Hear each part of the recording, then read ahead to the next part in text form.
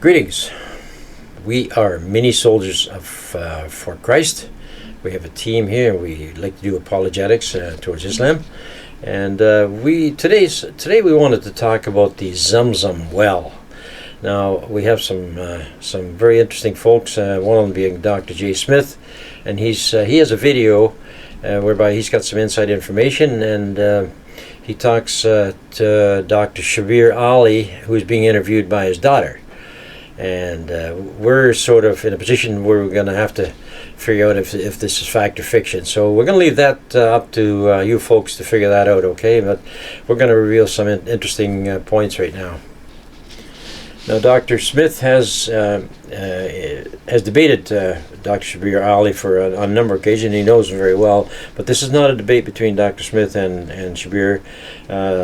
This is just an informative video right now, and he just more or less indicates where the water comes from and also a usage factor, where it's going to. And it's hardly unlikely that this water comes out of the well, because it couldn't possibly produce that much water in that period of time. And yet, Dr. Shabir Ali still insists that this water comes from the reluctantly. If you look at the answers he gives to his daughter, there's a bit of doubt. But of course, Islamists say they have to reveal that's the truth. That's the fact. Now, the other thing is that we're trying to figure out this. Abraham comes into the story, of course, and we're questioning the fact that Abraham was that far south, but we don't know that. We are not totally sure about that, but we don't believe that Abraham was ever there at the Kaaba, or ever near the well, by the way. According to Islamic sources, the well is meant to have apparently had dried up, possibly as punishment during the settlement of the tribe of Jurim, who initially are meant to have migrated to the area from Yemen. And some narrations focus on the objects deposited in the ZamZam well, and of course it just simply dries up, and then all kinds of stuff was deposited into the well, including carcasses from animals and so forth. And so let's join Dr. J and see what he's going to reveal to us, and we'll take it from there. And I don't want to put too much commentary in there, but because I don't think you want to hear too much from me. But Dr. J's got a lot of great information there. So let's listen to Dr. J. Last month, I put up a video on Fander Films about the ZamZam well. Now, I've been zeroing in on Mecca. Of course, we've been going in onto the Quran and doing a number of different things. But I was looking at Mecca and I was looking at the ZamZam well, because whenever we say that Mecca is isolated and that it could not have accommodated any large population or any historical characters or figures or certainly any empires or civilizations, the comeback is look at Mecca today and look and see it. 2 million people live there.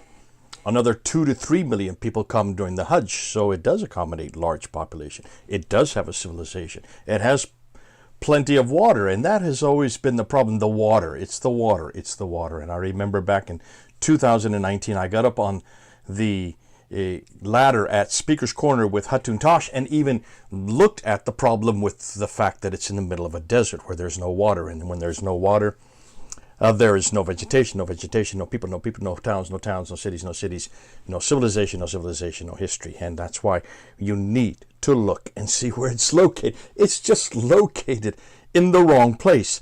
No one lived there. It was too desertic. It was much too inhospitable a climate, including Yathrib, which is, at least it's up on the plateau. It does have water. It's an oasis, or Taif, which is also up in the plateau, up in the mountainous area. Mecca's not up there, it's down below. And that's why when I put that video up last month, there was a lot of great comments. Many of you supported, but there were quite a few of you who kept on sending me this video by Dr. Shabir Ali. Good friend of mine. I've known him for many years. I've debated him 6 times. The last time we debated was on the Quran, and we debated on the 6 manuscripts, the 6 earliest manuscripts, which he was not able to answer. Well, he tried to with the miracle of the number 19. And this is a new question, bringing up another miracle. Back then it was the number 19. Now it's the miracle of the ZamZam water. The miracle of this water. And this video was not very long. It was only a few minutes long, maybe 5 or 6 minutes long. And his daughter is the one who was asking him questions. And she was asking questions that Muslims, probably many like you, were forwarding to Dr. Ali. And one of them was, where does this water come from? Here there are 2 million people that are living in Mecca. They are all dependent. They're not really all dependent on the ZamZam water, but those who go to the Hajj, those who go to the Kaaba, to the Masjid al-Haram, that's central place where the Kaaba sits, would have to be dependent on this water. So that would accommodate all 2 million of them. Another 2 to 3 million come during the Hajj. That's anywhere upwards of 4 to 5 million people would want to drink the water, the ZamZam well. Here's some pictures of different bottling factories that ship it out all over the world. The ZamZam water is shipped everywhere. You could go to many of your Muslim bookstores in any country that you live in or any city there where you are, and just look for the ZamZam water, and there it is. It's on a shelf. ZamZam water, you can buy it in a liter or 2 liters or even larger, and it's from the ZamZam well. We talked about this in the video. So Dr. Shabir Ali was trying to answer it. Here's what he said.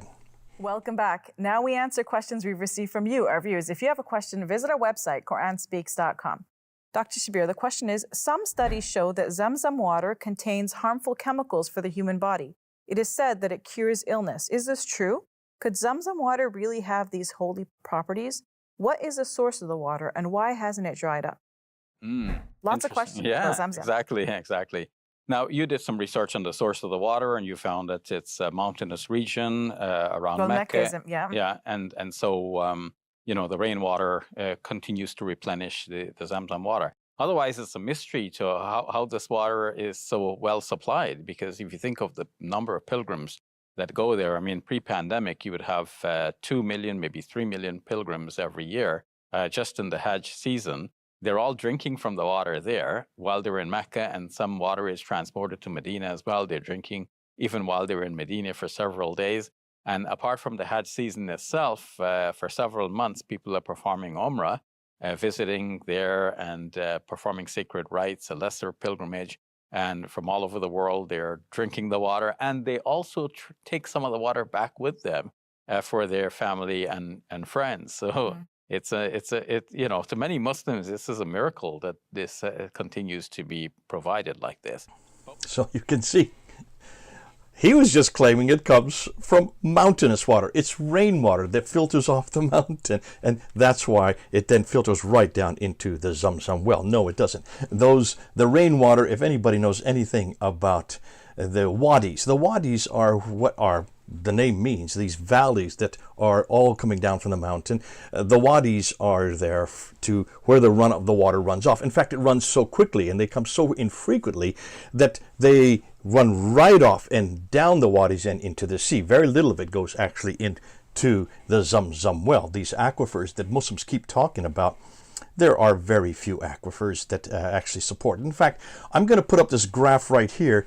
The source of the environment and water in agriculture from Saudi Arabia. Take a look at this. Let me put it up there and show you. This is from 2020, so this is 3 years ago. The percentage of desalinated water of total consumption by the major cities that there are in Saudi Arabia. 63% of all the water in Saudi Arabia is dependent on desalinated water. In other words, water that's taken from the Red Sea or taken from the different oceans surrounding Arabia, and they are then desalinated and then made into drinking water that people can drink. Look at the cities, and you will notice Riyadh doesn't need that much. Maybe 16% of its water is desalinated. the city, I'm sorry, that's the region. The Riyadh city needs about 64, so almost over half of its water has to come from these desalinated plants. Asir needs 71%. Medina needs 95% of its water is desalinated. It is not from the groundwater, and Mecca is right at the very top. 98% of its water is desalinated. In other words, it would not survive without desalinated water, without this new technology coming from Bechtel and other European and American corporations and engineering firms that have actually created the technology so that the people in Saudi Arabia can survive. That's what's interesting about this claim that he is making, that it all just comes from this rainwater. To accommodate, though he admits 3 to 5 million pilgrims that come during the Hajj. And it's a miracle, is the way he says it. It was a miracle from the very beginning. Notice what he said, where it comes from and how this was all about. Let's just look and see what he says is the reason why this enormous amount of water can be provided. To many Muslims, this is a miracle that this continues to be provided like this. But we attribute that to the story that goes with the founding of the ZamZam. It is mentioned in Islamic sources that when Abraham left his child and the child's mother in the desert region here, the angel came and struck the ground, and the spring began. And so we see this as having a miraculous origin, and the water is being provided by God, whether you see it by rainwater or whatever it means, but it is God's provision, and it is there. Well, it's obviously from what Dr. Shabirati is saying that it is from Allah himself. Allah was the one that created it right at the very beginning with Hagar, when Abraham threw her out into the desert. That's interesting because he does admit that Abraham threw her out in the desert, and then Hagar found this water. So where was Abraham while he was throwing her out? Where was Abraham? If that is the well, that means that is the well where Hagar was when she was out in the desert, thrown out by Abraham. So Abraham couldn't have been anywhere near that. And I always thought Abraham was the one that built the Kaaba. The Kaaba is only 60 feet away from the ZamZam well. Do you see the disconnect there? I don't think Shabir Ali's thought this through. How can you throw her out into the desert? She's looking for water. She goes back and forth between two mountains called Marwa and Safa. They're only rocks today. They're only about 100 feet away from the Kaaba. And there's the ZamZam well in between these two rocks. If Hagar was out in the desert all by herself with no one around, then what's the Kaaba doing right next door? Just a few feet away. No one's thought this through. Especially if the Kaaba was built there by Adam and Eve. Did it just sit by itself with no structures around it? Was no one living in Mecca? Where there were no people there? Where was Abraham all this time? Where were all the other people that were with Abraham? Obviously, there's a disconnect there. But here he says that was a miracle at that time. That's the miracle of today is what he's implying. That's why it is able to provide for the whole world. He's not thinking through the enormous amount of numbers. You're talking on millions upon millions of liters of water just to accommodate not just the people that are there, but the millions that want it in all their shops that they wanted to drink. And then came the question about, is it harmful? Is there any harm, or is it holy? Is it holy? So let's go to this and see how he answers that. Now, is it harmful? There was an article in a British newspaper more than a decade ago citing some harms from some of the water, but the Saudi authorities denied it.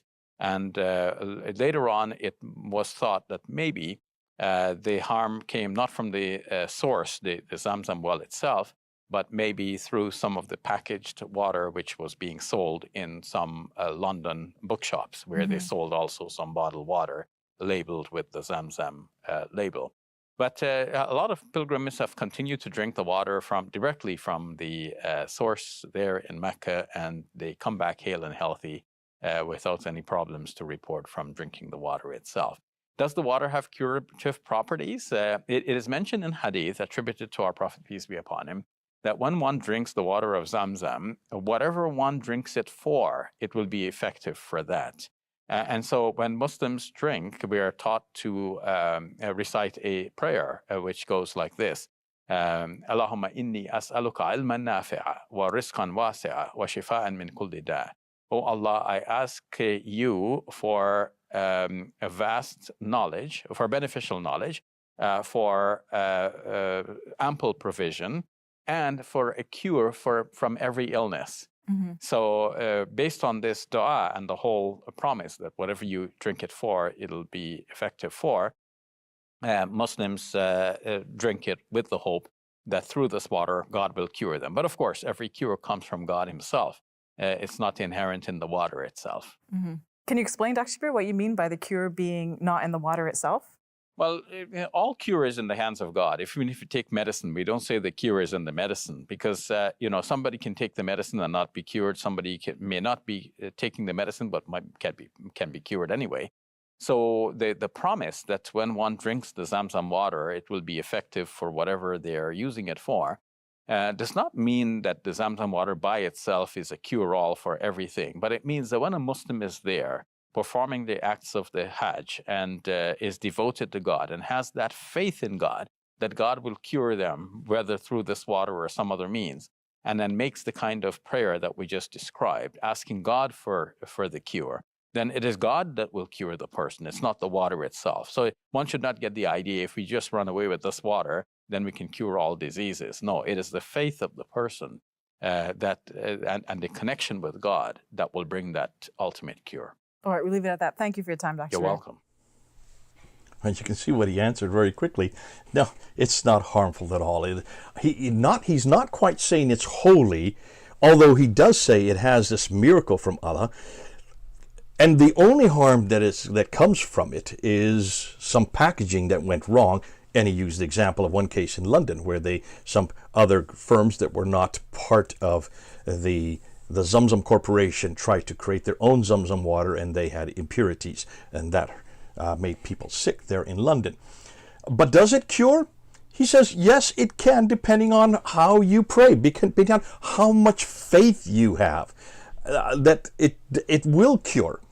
And it's fascinating that he would say this without looking at history. Today, I'm sure it doesn't harm you. Today, it's been purified. Today, it's been filtered. Today, it's even had perfumes put into it, made it sweeter so it tastes better. That's all done by these huge plants. That's all done by this Western technology. Thank God for Western technology. He didn't want to acknowledge that. Not from Allah, that's from Western technology. But this idea that it is not harmful, he should look at some history. Well, here's what's great about YouTube.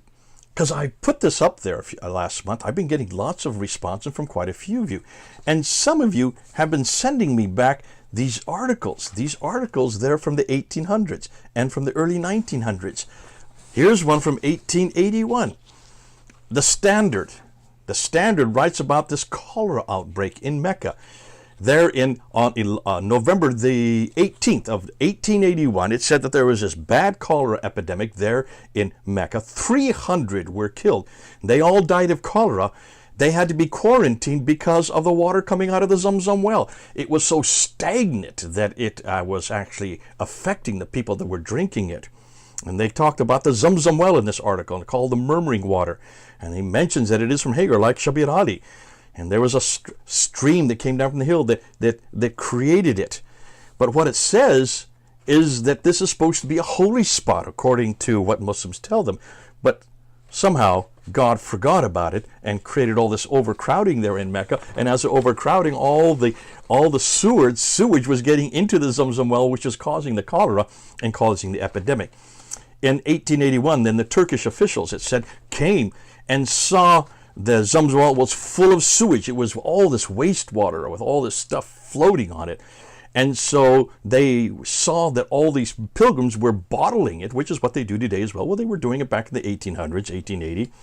And so the Turkish officials had to put up guards outside of Mecca and down at Jeddah, because that's where they all got on the boat to go home. And they had to confiscate any bottles from this impure, absolutely impure, cholera-causing water that was festering with human excrement. And they say, therefore, they had to ban all bottles as contraband, according to what the article says here. And it was all caused by cholera morbus. And it was this and several epidemics in the same year of 1881. And the cure, they said, Well, the cure, according to what the Saudi Arabian officials said at that time, was to drink mint lime juice or coffee. And if that didn't work, if vomiting started to occur, you just let them die, is what they said. You just left them to die. So certainly in 1881, according to this article from the Standard, it was not very pure water. In fact, it caused all the problems. Here's one from 1901, the Chicago Tribune. It talks about the ZamZam water, and it mentions it as the water of death. This is in 1901. This is from April the 14th. Chicago Tribune talks about the ZamZam well referred to as the water of death due to the sewage of Mecca, which filters into it because there was no way to keep the sewage out.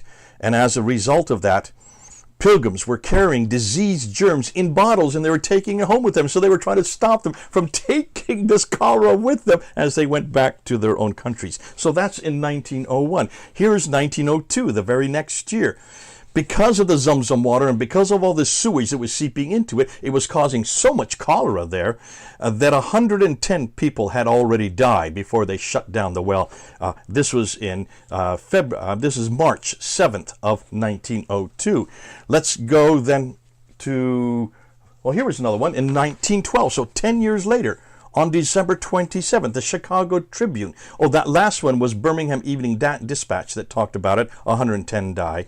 Now we're in 1912, so we're well into the 20th century. We're not talking about the 9th, 10th, 11th century. We're talking about the 20th century.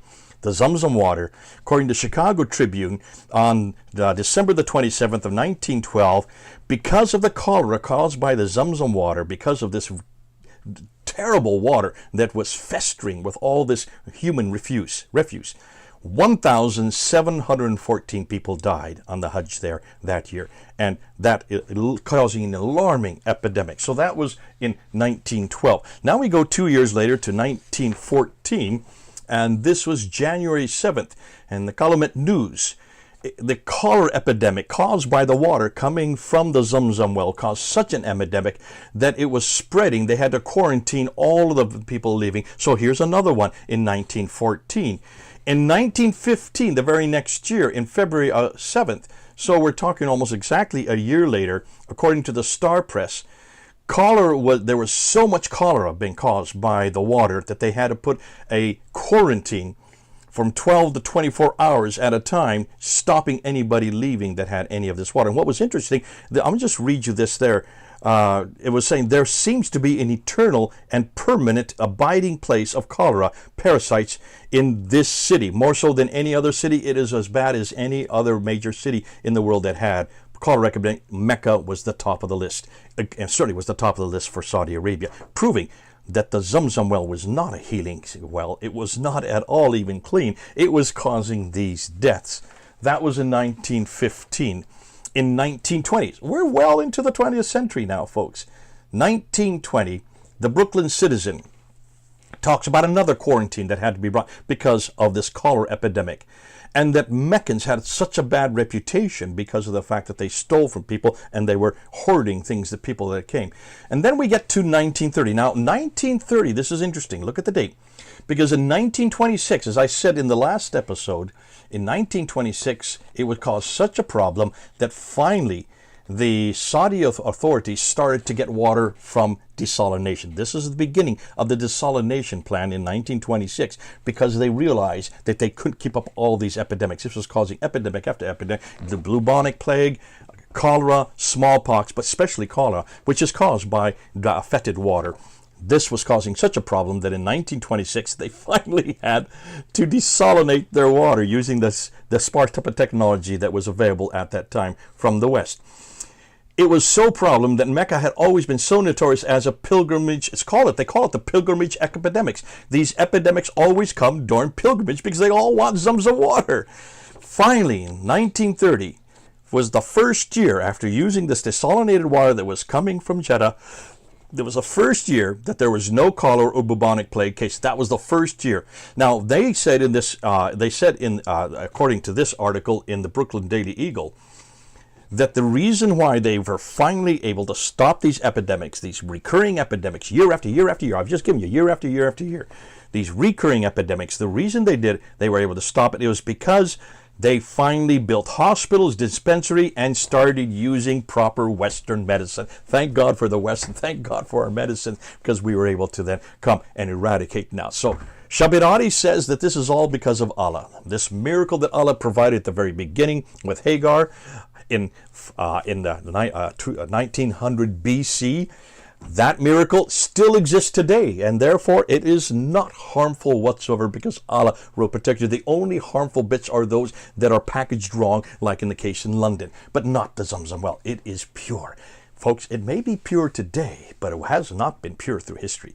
And these are 1800, 1902, 1914, 1915, 1920, 1930.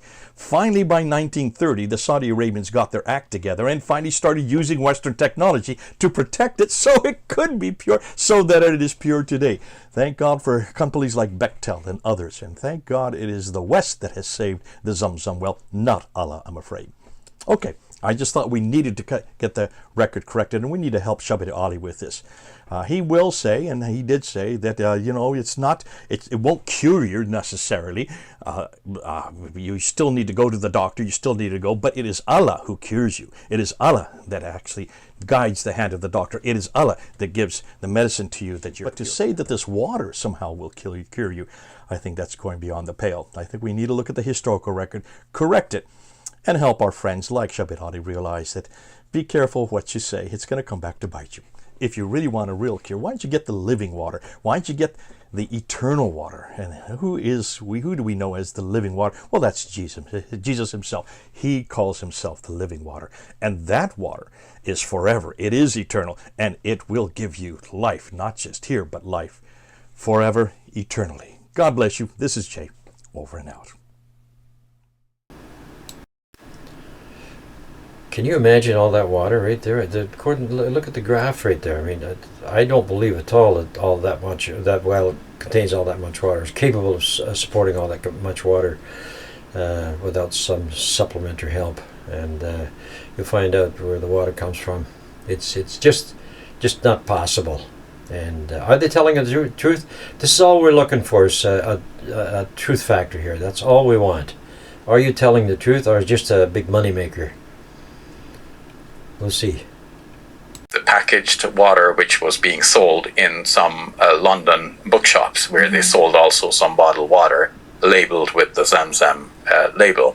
But a lot of pilgrims have continued to drink the water directly from the source there in Mecca, and they come back hale and healthy without any problems to report from drinking the water itself. Does the water have curative properties? It is mentioned in hadith attributed to our Prophet, peace be upon him, that when one drinks the water of ZamZam, whatever one drinks it for, it will be effective for that. And so when Muslims drink, we are taught to recite a prayer which goes like this. Allahumma inni as'aluka ilman nafi'a wa rizqan wasi'a wa shifa'an min kulli da'. Oh Allah, I ask you for a vast knowledge, for beneficial knowledge, for ample provision, and for a cure from every illness. Mm-hmm. So based on this dua and the whole promise that whatever you drink it for, it'll be effective for, Muslims drink it with the hope that through this water, God will cure them. But of course, every cure comes from God himself. It's not inherent in the water itself. Mm-hmm. Can you explain, Dr. Shabir, what you mean by the cure being not in the water itself? Well, all cure is in the hands of God. Even if you take medicine, we don't say the cure is in the medicine, because somebody can take the medicine and not be cured. Somebody may not be taking the medicine, but can be cured anyway. So the promise that when one drinks the ZamZam water, it will be effective for whatever they're using it for, does not mean that the ZamZam water by itself is a cure-all for everything. But it means that when a Muslim is there, performing the acts of the Hajj, and is devoted to God and has that faith in God, that God will cure them, whether through this water or some other means, and then makes the kind of prayer that we just described, asking God first, it's not the water itself. So one should not get the idea, if we just run away with this water, then we can cure all diseases. No, it is the faith of the person and the connection with God. You notice that he uses the word faith. It's not very often I hear them use that word faith. Mostly in order for Muslims to get into heaven, they use it has to be done by good works. Whereas by Christians, of course, we work on the basis of faith and for our Lord Jesus Christ. So consequently, yeah, I'm surprised he used that word. Now, it may be used in a different context, I suppose, but yeah, in 1866, the International Sanitary Conference, they held, they identified the British steamships transporting Indian Muslims to the Hajj as mainly responsible for the globalization of cholera.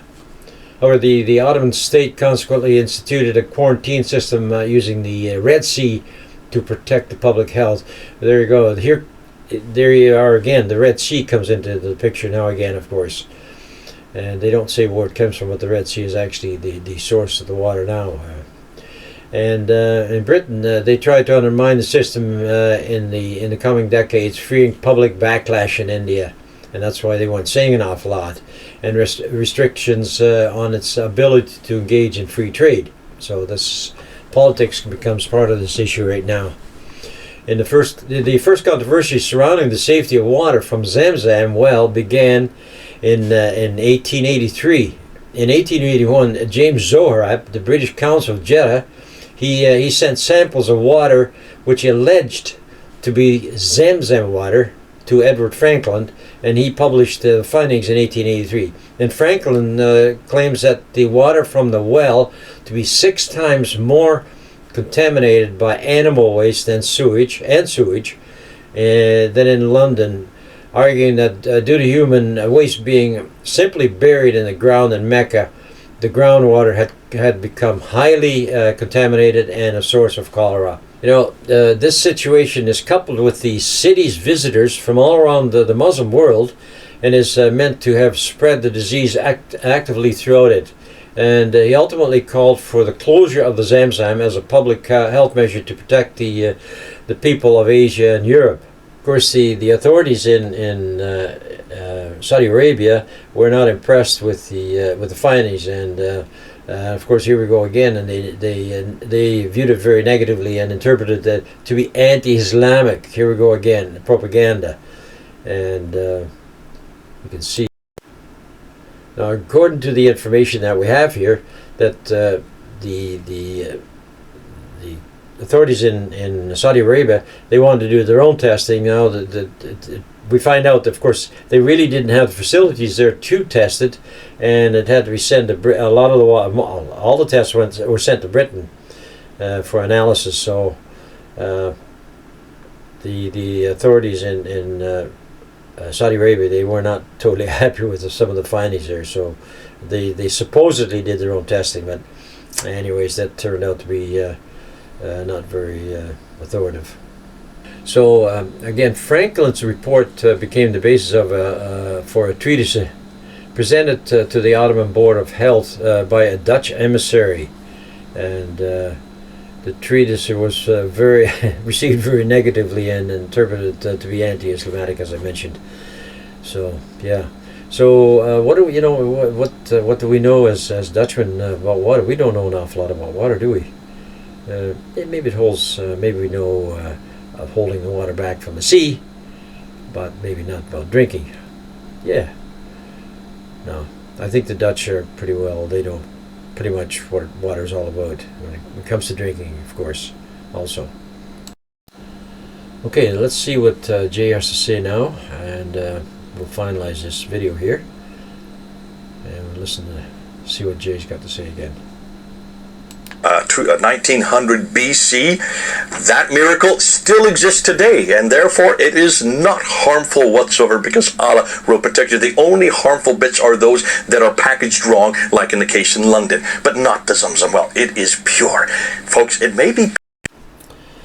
So you can see what Dr. J has presented to us, and Shabir Ali. I guess we'll just leave it up to you folks throughout the world. Is it fact or fiction? You be the judge. All right, we'll leave that with you. In the meantime, we're going to end our video right now, and look forward to some new new videos coming up, some really exciting ones. We'll be doing a lot more videos with Dr. J. Smith. So for whatever part of the country, the world you're in, we wish you all the best and God's blessing, and drink safely. And we're going to have a drink of life water, pure life. It's not from the ZamZam. It may be the ZamZam, but not the ZamZam. Okay, so good riddance. Thank you. Hope you enjoyed Dr. J's video.